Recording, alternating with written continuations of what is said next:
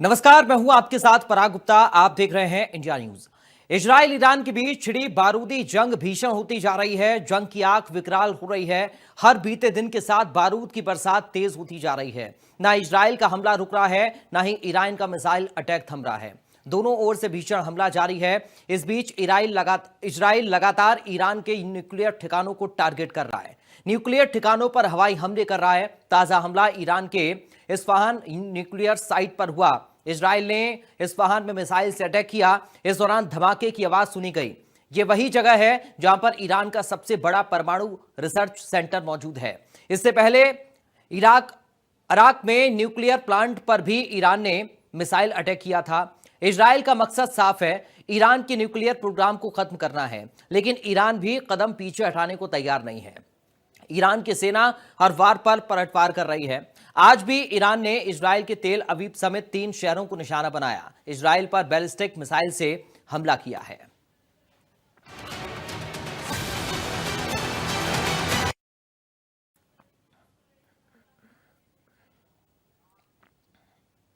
उधर ईरान की धमकी के बाद फिर ट्रंप का बड़ा बयान आया।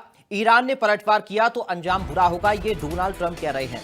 अमेरिका पर कोई हमला हुआ तो जवाब मिलेगा, यूएस पर हमला हुआ तो और ताकत से जवाब मिलेगा। ये डोनाल्ड ट्रंप का बयान आया है। ये बड़ी जानकारी इस वक्त आपको बता दें। ईरान की धमकी के बाद डोनाल्ड ट्रंप ने बयान दिया, कहा कि यूएस पर हमला हुआ तो और ताकत से जवाब मिलेगा। ईरान की धमकी के बाद ट्रंप का फिर बड़ा बयान सामने आया है। तो बड़ी जानकारी इस वक्त आपको दे रहे हैं। डोनाल्ड ट्रंप ने बयान दिया है ईरान की धमकी पर। कहा कि ईरान ने अगर पलटवार किया तो अंजाम बुरा होगा। अमेरिका पर कोई भी हमला हुआ तो और ताकत से जवाब दिया जाएगा। ये डोनाल्ड ट्रंप का बयान आया है। बड़ी जानकारी इस वक्त आपको दे रहे हैं। A short time ago, the U.S. military carried out massive precision strikes on the 3 key nuclear facilities in the Iranian regime: Fordow, Natanz, and Esfahan. Everybody heard those names for years as they built this horribly destructive enterprise. Our objective was the destruction of Iran's nuclear enrichment capacity and a stop to the nuclear threat posed by the world's #1 state sponsor of terror. Tonight, I can report to the world that the strikes were a spectacular military success. Iran's key nuclear enrichment facilities have been completely and totally obliterated. Israel पर Iran का जवाबी हमला। अमेरिकी हमले के बाद Iran ने हमला किया। ईरान ने 27 बैलिस्टिक मिसाइलें दागी हैं। तो इजराइल पर ईरान का जवाबी हमला हुआ है। अमेरिका ने जो परमाणु ठिकानों पर हमला किया ईरान के, उसके बाद इजराइल में हमला ईरान ने किया है। 27 बैलिस्टिक मिसाइलें ईरान ने दागी हैं। इजराइल पर ईरान ने जवाबी हमला किया है। ये बड़ी खबर इस वक्त आपको बता रही हैं। ये ताजा अपडेट सामने आ रहा है। अमेरिकी हमले के बाद ईरान ने जवाबी हमला इजराइल पर किया है। इजराइल पर ईरान ने जवाबी हमला किया। अमेरिकी हमले के बाद ईरान का यह हमला। डोनाल्ड ट्रंप को भी आप सुन रहे थे। ईरान की धमकी के बाद डोनाल्ड ट्रंप ने कहा कि अगर यूएस पर हमला हुआ तो फिर और ताकत से जवाब दिया जाएगा और ताकत से हमला होगा। और इस बीच ये खबर सामने आ रही है, इजराइल पर जवाबी हमला ईरान ने किया है। अमेरिकी हमले के बाद इजराइल पर हमला ईरान की तरफ से किया गया है। तो 3 परमाणु ठिकानों पर हमला अमेरिका ने किया ईरान में। और उसके बाद ईरान की तरफ से बयान भी आया कि इन हमलों से ईरान डरने वाला नहीं है। और उसके बाद डोनाल्ड ट्रंप ने फिर से बयान दिया और कहा कि अगर यूएस पर हमला किया, पलटवार किया ईरान ने, तो फिर और ताकत से जवाब मिलेगा। और इस बीच ये खबर सामने आ रही है, इजराइल को निशाना ईरान ने एक बार फिर से बनाया है। बैलिस्टिक मिसाइल से हमला किया है। ईरान ने इजराइल पर जवाबी हमला किया। अमेरिकी हमले के बाद ये हमला ईरान का इजराइल पर सामने आया है। 27 बैलिस्टिक मिसाइलें दागी हैं ईरान ने इजराइल पर। ये बड़ी खबर, ये ताज़ा अपडेट आपको बता रहे हैं। दोनों देशों के बीच में युद्ध जैसे हालात बने हुए हैं। लगातार मिसाइलों से हमला एक दूसरे पर दोनों देश कर रहे हैं और इस बीच अमेरिका की तरफ से ईरान पर हमला किया गया। 3 परमाणु ठिकानों को ध्वस्त किया गया और वहां निशाना बनाया गया, बमबारी की गई और उसके बाद ईरान ने कहा कि इस तरह के हमले और इन हमलों से ईरान डरने वाला नहीं है, कोई रुकने को तैयार नहीं है। दोनों तरफ से लगातार ये हमले हो रहे हैं और अमेरिकी हमले के बाद अब ईरान ने इजराइल पर जवाबी हमला किया है। 27 बैलिस्टिक मिसाइलें दागी हैं। इस वक्त हमारे साथ रिटायर्ड मेजर मोहम्मद अली शाह जुड़ गए हैं। बहुत स्वागत है मेजर शाह आपका इंडिया न्यूज पर। शुक्रिया। मेजर शाह, कैसे देख रहे हैं अभी जो हालात नए जन्म ले रहे हैं? उधर डोनाल्ड ट्रंप ने कहा कि पूरी ताकत से हम हमला करेंगे अगर ईरान ने जवाब दिया। अमेरिका ने सीधा हमला ईरान के परमाणु ठिकानों पर कर दिया है और इसके बाद अब ईरान इजराइल पर लगातार अटैक कर रहा है। ये क्या हालात बन रहे हैं, कहां जा रही है ये जंग? जी, सबसे पहले तो मैं ऐसे बोल के शुरुआत करूंगा। देखिए, अमेरिका डोनाल्ड ट्रंप साहब ने पहले तो वो ट्वीट करते हैं कि वो जिम्मेदार थे हिंदुस्तान और पाकिस्तान के सीज फायर के लिए। फिर वो बुलाते हैं फील्ड मार्शल आसिम मुनीर को और उनका शुक्रिया अदा करते हैं कि उन्होंने जंग को आगे नहीं बढ़ाया, हिंदुस्तान पाकिस्तान की जंग को। जी, हालांकि सीज फायर उनकी वजह से नहीं हुआ था। हिंदुस्तान का कहना है कि पाकिस्तान के डीजीएमओ ने हमारे डीजीएमओ को कॉल किया और घुटने टेके और उसकी वजह से फिर हमने दया खाई, हमने सीज फायर किया। तो डोनाल्ड ट्रंप साहब क्रेडिट लेने की कोशिश कर रहे हैं कि वो उन्होंने शांति बनाए रखी। ठीक है, अब आप देखिए, डोनाल्ड ट्रंप साहब, अमेरिका ने जितने भी लॉ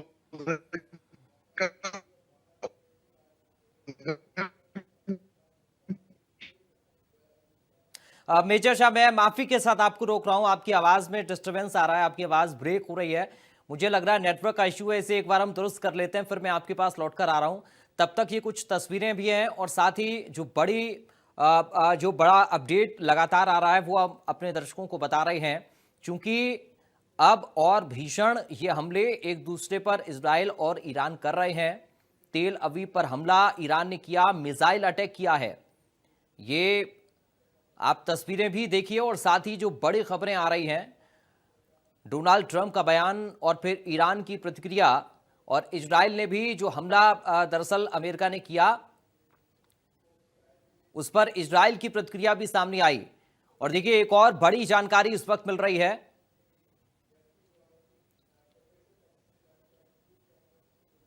ये देखिए फोर्डो, ईरान में, जो कि सबसे गुप्त और सुरक्षित परमाणु ठिकाना माना जाता है ईरान का, वहां पर अमेरिका ने हमला किया है।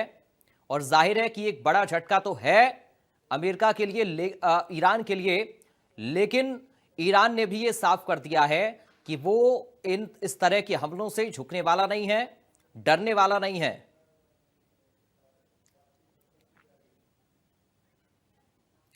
और देखिए, इस वक्त एक बड़ी खबर मिल रही है, बड़ी जानकारी आपको बता दें। इस वक्त एक बड़ी और अहम खबर सामने आ रही है। ईरान ने यूएन आपात बैठक बुलाने की मांग की है। यूएन सुरक्षा परिषद की आपातकालीन बैठक बुलाने की मांग ईरान ने की है। अमेरिकी हमले को लेकर आपात बैठक बुलाने की मांग ईरान कर रहा है। यूएन सुरक्षा परिषद की आपातकालीन बैठक बुलाने की मांग ईरान कर रहा है। ये बड़ी खबर इस वक्त आपको बता रहे हैं। अमेरिकी हमले को लेकर ये आपात बैठक बुलाने की मांग ईरान की तरफ से की जा रही है। इस वक्त ये बड़ा अपडेट सामने आ रहा है। इस पूरे मामले पर ये ताजा जानकारी है। यूएन सुरक्षा परिषद की आपातकालीन बैठक बुलाने की मांग ईरान ने की है।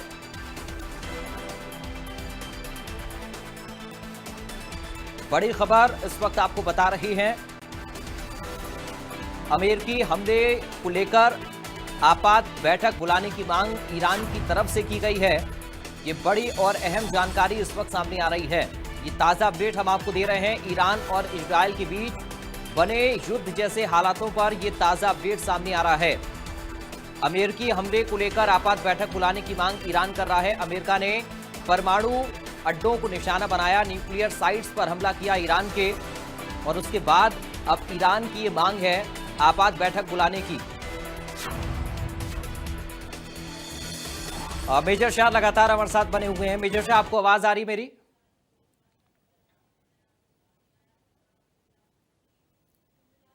मेजर अली शाह, आप सुन पा रहे हैं सर मुझे? आप अगर म्यूट हैं तो अनम्यूट करिए सर। जी हाँ, मैं सुन पा रहा हूँ आपको। अब आपकी आवाज क्लियर आ रही है। मैं चाहूंगा आप अपनी बात को पूरी करें। जी, मैं कह रहा हूँ कि देखिए, ये एक तरीके से बढ़ावा है थर्ड वर्ल्ड वॉर के लिए, क्योंकि अमेरिका सुपर पावर इसमें इन्वॉल्व हो गया है। अब जब अमेरिका सुपर पावर इसमें इन्वॉल्व हो गया है, तो अन्य देश भी इसके अंदर फिर जो चाहते हुए भी ना चाहते हुए भी इसके अंदर इन्वॉल्व होंगे बदकिस्मती से। जी। तो जी हाँ, ये एक तरीके से आगाज हो सकता है थर्ड वर्ल्ड वॉर का। अमेरिका अगर इतना शांतिपूर्वक चाहती थी कि इसकी शांति बनी रहे, तो एक तरीके से इंटरनेशनल लॉज का भी उल्लंघन हुआ है।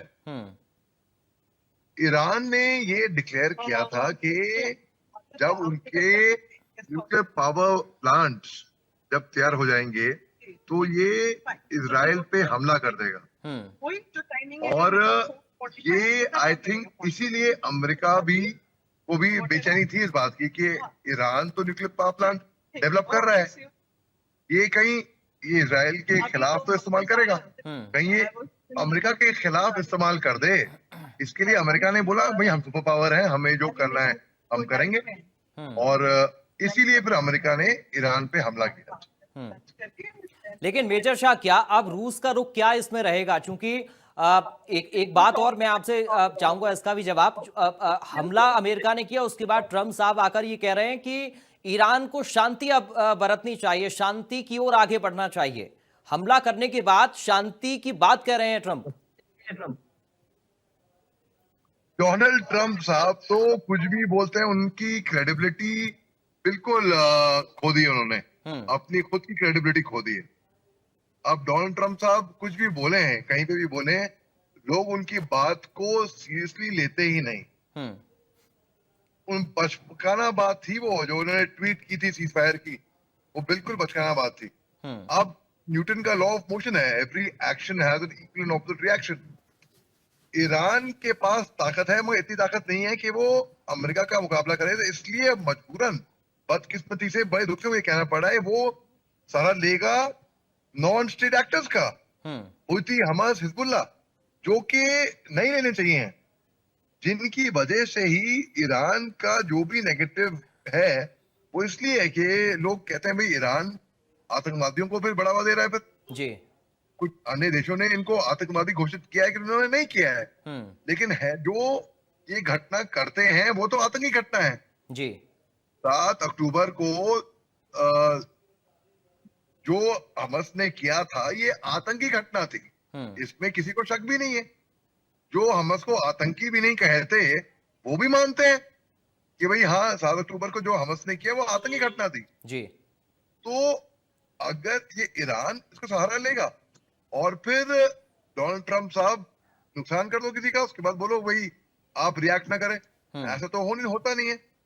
तो रिएक्शन तो मुझे लगता है ईरान की तरफ से जाएगा अपने तरीके से। जी ठीक है मेजर शाह, बने रहें हमारे साथ। कर्नल शाही भी जुड़ गए हैं। कर्नल शाही, आपका स्वागत है सर। धन्यवाद। कर्नल शाही, कैसे देख रहे हैं सर अभी जो स्थितियां बन रही हैं, ये जंग तो और बढ़ते हुए नजर आ रही है। जी हाँ, ईरान ने रिएक्ट किया है। 27 उन्होंने मिसाइल फायर किए सुबह आज तड़के 4:30 बजे इजराइल के ऊपर, जिसमें से 10 ऐसे थे जिन्होंने टारगेट हिट भी किया और वहां डैमेज भी हुआ, सब्सटेंशियल डैमेज हुआ। अब उसका उत्तर भी इजराइल ने देना शुरू कर दिया है जी, और वो उनके मिसाइल लॉन्चर्स पर हमला कर रही हैं। ये तो जहां तक इजराइल और ईरान का सवाल है। अब आप जो बात कर रहे थे कि अमेरिका ने जो उनकी न्यूक्लियर एनरिच्ड यूरेनियम के ठिकाने पर सुबह या आधी रात को हमले किए, जिसमें वो क्लेम करते हैं कि हमने उनको पूरी तरह तबाह कर दिया। अब वो कितना तबाह हुए, क्योंकि जो B2 बॉम्ब्स का यूज किया गया है इनकी डेप्थ लगभग 200 फुट तक होती है।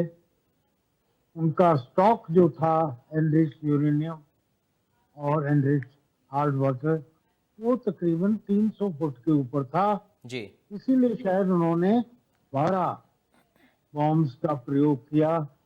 पहले एक दो बॉम्ब्स ने शायद थोड़ा पेनिट्रेशन किया हो, और अगर पिन पॉइंटेड उन होल्स में following bombs back to back पड़े हैं, जो 12 में से एक आधा दूर पड़ा होगा, तो वो डीप भी जा सकते हैं। इसी तरह टॉम मिसाइल्स का उन्होंने समुद्र से यूज किया, और ट्रंप साहब ने सुबह सुबह बड़े जोर शोर से क्लेम कर दिया कि the facilities in Iran have been, he used the word obliterated. जैसा अभी मेरे कोलीग अभी कह रहे थे कि ट्रंप साहब जो कुछ कहते हैं और जो कुछ उसका तथ्य होता है, उन दोनों में हमेशा बड़ा गैप रहा है। हमारे देश के बारे में भी उन्होंने got the cease fire, general cease fire तो आज तक नहीं हुआ, हमारा ऑफ सिंदूर अभी भी चालू है। DGMO के कहने से हमने होस्टिलिटीज को पॉज किया है to observe how Pakistan behaves. तो अभी आने वाला समय बताएगा कि वो ऑब्लिटरेट हुए हैं, क्योंकि ईरान ने पहले ये भी क्लेम किया था कि उन्होंने अपना एनरिच यूरेनियम शिफ्ट कर लिया है। जी। तो ऐसी सूरत में किसी भी बात को बड़ा डेफिनेटली कहा जाना संभव नहीं है। ईरान ने यह भी कहा था कि अगर अमेरिका शामिल होता है जी तो वो प्रतिरोध रिएक्शन जो है वो अमेरिका के अगेंस्ट भी कर सके। अब ईरान की पोजीशन ऐसी है कि उनके पास लगभग 2000 मिसाइल्स का कोटा था कल तक जी, इसमें से 27 उन्होंने यूज किए, और इन 2000 में तकरीबन आधे से कम ऐसे हैं जो कि इजराइल तक पहुंचकर क्रूज मिसाइल्स डैमेज कर सकते हैं। बाकी मिसाइल्स हो सकता है जो अमेरिकन बेसिस आसपास 19 ऑफ देम उन्होंने इर्द गिर्द ईरान के बनाए हैं, वो उनका प्रयोग वहां करेगा। या 7 फ्लीट्स हैं, 7 फ्लीट्स का मतलब नंबर ऑफ 26-27 शिप एक फ्लीट में रहते हैं, तो इतने शिप्स उनकी रेंज में हैं। क्या वो ईरान इतनी हिम्मत करेगा? देखने वाली बात यह भी है कि रशिया ने कहा कि मेरे इतने वहां पर वर्कर्स काम कर रहे हैं, प्लीज डोंट अटैक देम, जो शायद बिल्कुल वाजिब बात थी। एग्री किया अमेरिका ने, और उनमें से किसी भी कैजुअल्टी की समाचार नहीं आई है। khomeini अपना उत्तराधिकारी चुन चुके हैं, 3 लोग नॉमिनेट कर दिए हैं जी, और बैकआउट हो रहे हैं। अब ऐसी सूरत में जो नए लोग डिसीजन लेंगे, क्या वो अमेरिका के साथ युद्ध करेंगे? यहाँ एक बात हमें ये भी समझनी बड़ी आवश्यक है कि वो जो मुस्लिम उम्मा का जिक्र हो रहा था, उनमें उम्मा में सबसे जो लीडिंग आवाज थी वो पाकिस्तान की जी। पाकिस्तान की जैसी धोखेबाजी दगाबाजी की फितरत रही है, पाकिस्तान जाकर बैठ गया अमेरिकी पाला में। न सिर्फ जो पहले से उन्होंने वहां पर बेस दिया हुआ था नूर खान का, उसके अलावा 2 बेसेस उन्होंने और ऑफर कर दिए अमेरिका को ईरान के अगेंस्ट अटैक करने के लिए, एक बलोचिस्तान में और एक सी शोर से जी। तो ऐसी हालत में और कोई भी मुस्लिम उम्मा अभी सामने नहीं आया जिसने खुलकर कहा हो कि मैं ईरान के साथ खड़ा हूँ। जी। रशिया ने कहा कि उनके संबंध ईरान से बड़े अच्छे हैं, मित्र देश हैं, सहानुभूति रखते हैं, उनको अधिकार है फुल न्यूक्लियर फैसिलिटी यूज करने का, पर ट्रुप इन्वॉल्वमेंट मैं नहीं समझता रशिया कर सकता है। ठीक है। वो अपनी खुद युद्ध नहीं संभाल पा रहा है और उनको नॉर्थ कोरिया के ट्रुप्स वहां आकर लड़ा रहे हैं। Hmm, China will never involve troops anywhere. वो गलवान में बड़ा अच्छा सबक उनको मिल गया है ट्रुप्स इन्वॉल्वमेंट का। वैसे भी वो अगर ताइवान में अपने ट्रुप्स नहीं यूज कर रहा, भड़कियां देता, तो वो कहाँ भेजेगा ईरान में अपने ट्रुप्स। हम्म, हाँ, वेपन सिस्टम उन्होंने कुछ जरूर भेजे हैं 4-5 जहाजों में भरकर। वो उनके बहुत से ऐसे वेपन सिस्टम्स हैं जो बैटल टेस्टेड नहीं हैं, और अगर वो बैटल टेस्टेड हो जाती हैं तो शायद उनकी कुछ क्रेडिबिलिटी और कुछ मार्केट बन जाए। पाकिस्तान में जो उनके सिस्टम यूज हुए थे, उन्होंने तो उनको क्रेडिबिलिटी की जगह जी। मेरे ख्याल बैड नेम ही दिया है। हम्म, तो ये फिलहाल सूरत हाल है। इजराइल ने अटैक किया है फैसिलिटीज पर। अमेरिका के किसी भी बेस पर अगर ईरान कोई बड़ा हमला करता है, उस सूरत में नाटो विल फॉलन इमीडिएटली, क्योंकि नाटो का तो यह प्रिंसिपल है कि उनके किसी भी सदस्य देश पर हमला होने से those 52 countries join that side। ऐसे एक डेलिकेट बैलेंस पर ये इजराइल ईरान युद्ध अभी पहुंच गया है। मेरे ख्याल आने वाला 24 घंटे 48 घंटे बहुत क्रिटिकल हैं, जो कुछ कर ठीक है। मेजर शाह, चूंकि जो कर्नल शाही कह रहे हैं आने वाले 24 घंटे, चूंकि अमेरिका ने हमला किया उसके बाद ईरान भी शांत नहीं बैठ रहा है, उसने भी साफ तौर पर कह दिया कि हम डरेंगे नहीं और जवाब भी देंगे। तो क्या आने वाले वक्त में चीजें बहुत तेजी के साथ बदलने वाली हैं? ये एक बड़ा सवाल है कि अगर अमेरिका ने हमला किया और ईरान चुप बैठने को तैयार नहीं है, वो करारा जवाब देने के लिए तैयार है, तो क्या तस्वीर फिर बनेगी? जी, बड़ा अच्छा सवाल है आपका। अगले 24 घंटे बहुत अहम है जी। न्यूटन का लॉ ऑफ मोशन कहता है every action has an equal and opposite reaction. तो ईरान, अगर हम ये सोचें कि ईरान चुप बैठेगा, मुझे लगता नहीं कि वो चुप बैठेगा। चाहे इजराइल हो, चाहे सुपर पावर अमेरिका क्यों ना हो, ईरान जवाब देगा अपने तरीके से।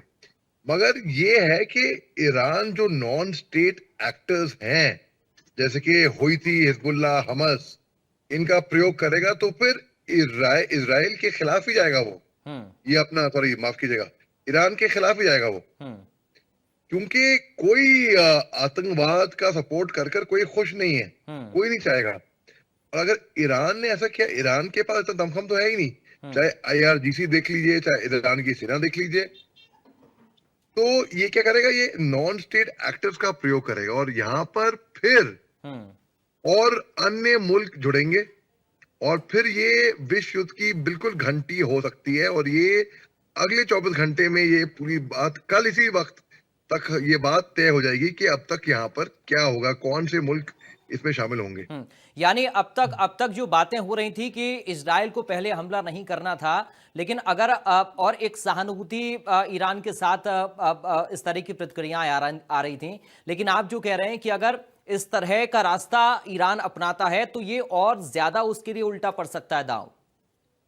बिल्कुल, अगर ये नॉन स्टेट एक्टर्स का प्रयोग करेगा, जो कि मोस्ट लाइकली है, तो ईरान के ही खिलाफ ये दाव उल्टा पड़ेगा। क्योंकि ईरान के पास और कोई चारा, पलटवार तो वो करेगा। अब पलटवार कैसे करेगा वो? IRGC को तो नहीं, मिलिट्री को तो नहीं, उनके पास दमखम नहीं है। जो नॉन स्टेट एक्टर्स है उनका प्रयोग करेगा वो जी। और ये दाव ईरान पे फिर भारी पड़ सकता है। और क्योंकि ईरान चाह भी रहा है कि भाई वो मिडिल ईस्ट में, गल्फ राष्ट्रों में, जो सऊदी अरेबिया का जो स्टेचर है वैसा उनका स्टेचर बन जाए, तो मगर इसमें फिर कोई स्टेचर नहीं बनेगा उनका। इसमें बल्कि लोग नॉन स्टेट एक्टर का, जैसे पाकिस्तान को देख लीजिए आप। हाँ, बिल्कुल। पाकिस्तान में दमखम नहीं है हमारी सेना के साथ टक्कर लेने का, आतंकियों का सहारा लेता है। आतंकियों का सहारा लेता है, एग्जैक्टली। वो एक प्रॉक्सी वॉर लड़ता है। तो वैसे ही ये जितने भी ईरान के प्रॉक्सी हैं ये शामिल होंगे फिर। और जो भी इन आतंकियों का सहारा लेता है, जो भी आतंकियों का सहारा लेता है, फिर सिंपैथीज, कभी सपोर्ट उसके साथ बढ़ता नहीं है, फिर घटता ही है। हम्म। तो कोई इनके साथ में जी ठीक है। जी चूंकि वक्त अभी के लिए मुझे इतनी इजाजत दे रहा है, लेकिन आगे भी इस तरह की चर्चाएं इंडिया न्यूज पर हम करेंगे। बहुत शुक्रिया फिलहाल के लिए मेजर शाह आपका और कर्नल शाही आपका, आप जुड़े और आपने अपना कीमती समय दिया। आने वाले कुछ घंटे कितने ज्यादा अहम हैं ये तस्वीरें और ये खबरें बता रही हैं, इसलिए इंडिया न्यूज पर खबरों का सिलसिला लगातार जारी रहेगा। फिलहाल के लिए दीजिए इजाजत, नमस्कार।